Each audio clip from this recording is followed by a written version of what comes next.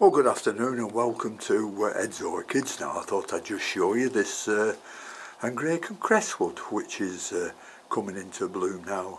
The blooms are probably half open, but we'll just do a little talk about them, where they come from and what to do with them, and I think how to plant them. Well, the way I do it anyhow. Now Crestwood has got a sort of a long parentage. I mean, to begin with, we've got the Veitchii here, which is one of its parents, and this is a cross between Sesquipedale and Hibernium.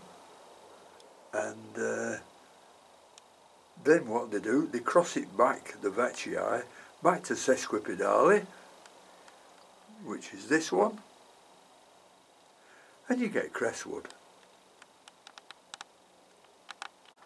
Now these like a temperature about, well, no lower than 13, and it can go up to sort of 30 centigrade, but it will stand a few degrees warmer than I've just said. They will flourish well, as all the Angraecums will, in a good light, but don't give them any sunshine, because there's always a tendency to burn the leaves, and you'll not get rid of those bad leaves until the plant's big enough and it starts to shed them. So be careful with sun. I mean, sun, especially in the afternoons when it's at its hottest. A bit of sun in the morning is fine, but make sure you don't give them any at the hottest part of the day. Not only will it burn the leaves, but it'll make the leaves so warm that the plant will stop growing. Now humidity is a must for these plants, so put them outside when you can in the warmer weather, and it'll love the air movement. And if they're inside, make sure they get plenty of humidity, if that's at all possible. You know, 70% or above would be ideal. Now the media you should use for Angraecums has got to be free-flowing. You can use anything that's got to be free-flowing, be it lava rock, large bark, coconut husks, but I warn you about coconut husks. If they haven't been treated properly, the coconut husks, they'll put a lot of salts in the media, which they don't like. So be careful when you're using coconut husk. I prefer you to use large bark, which will last quite a long time before it needs repotting. When I said this medium in the Crestwood, it looks like it's been in a long time, and it's breaking up in my fingers. So this is getting ready for a repot. But it's already in a big pot and there are no cakeys in it. So what I'll probably do, I won't disturb the leaves. What I'll do, I'll try and empty as much as I can without taking the plant out of the pot, and then fill it up with some larger bark that's fresh, and that should keep it going until we see a few cakeys. Now the last time I showed this plant, it was a cakey. And if you can go back to when I first showed the mother plant, which was, let me think, 1st of January 2017 it was, it'll show that this plant was a little cakey, and it's taken, well, it flowered last year, but it's taken 5-6 years for it to really settle in. Now if you get a Crestwood and it's small, which I did originally, it was only about, 9 or 10 inches tall, and it was in a small pot, but then it started growing and the pot wasn't big enough. But I didn't take it out of the pot, I just planted it as it was into a bigger pot, and I must have done this 4 or 5 times.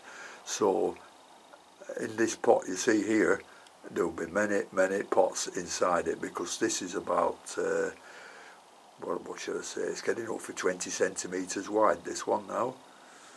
So try not to disturb the roots, and everything will be fine. Now I'm just a little bit disappointed with this plant only having one spike on it, because the veitchii can produce many spikes, 4 or 5 spikes at once, you know, if they get such a bigger plant than this. But this is just getting 2. One there and one there. So I would have expected this one to produce at least two spikes on it. But having said that, I'm not complaining, because these flowers are beautiful. Called the comet orchid or the Christmas orchid, and if I'm lucky this will still be in flower Christmas Day, so that would be really nice. Now the perfume on these is unbelievable when it gets dark, because they get dark and throw the perfume out to attract pollinators, you know, which in this case are moths. And what they do, the moths have long tongues, and they go right down the spur. If I'll show it here, there's the spur on this one, it goes a full length there, and they have a tongue that goes straight down there. They shove the tongue in here, I don't know where, but they know where to put it, and it goes straight down the spur, and they take the nectar out of it and then go to the next one and they pollinate. So that's how they do in the wild. I don't know how they do it. This plant just opened yesterday and these buds were closed, and today they are just opening, and you can see they're a lovely white colour with a hint of green. Now that green will fade and it will become much whiter, but they're absolutely gorgeous, especially when you get one with 4 or 5 spikes on, and it produces sort of 3 flowers per spike. Absolutely magnificent. Now as feeding goes, any commercial fertiliser will do. You might be wondering what these skewers are in for, these bamboo skewers. Well, it's just I put them in as deep as I can. This one's very deep, and pull it out, and if you just touch it on your lips, well, you can see the wetness there, so that doesn't need watering. But when I pull that out and it's nearly dry, then I re-water and refeed it. As far as feeding goes, I feed at about 350 parts per million, just a little bit less than cymbidiums. And an hour after I've fed them, I flush them with RO water.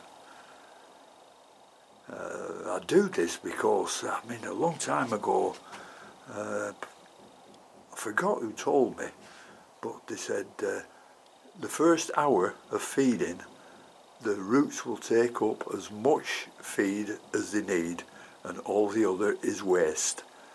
So now, and I do it with all the plants, once I've fed them, an hour later, I flush them through with RO water to remove any food that hasn't been consumed.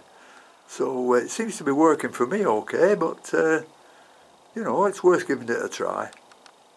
Anyhow, that's about all I can tell you for these, so thanks very much for watching. I'll show you these when it's really in full bloom, and until then, thanks again for watching. If you haven't subscribed, it would help the channel if you could. I don't go in for donations or anything like that, even though I probably need it, but I think it is just a pleasure for me to show these videos. So thanks very much for watching. Until next time, I'll see you later.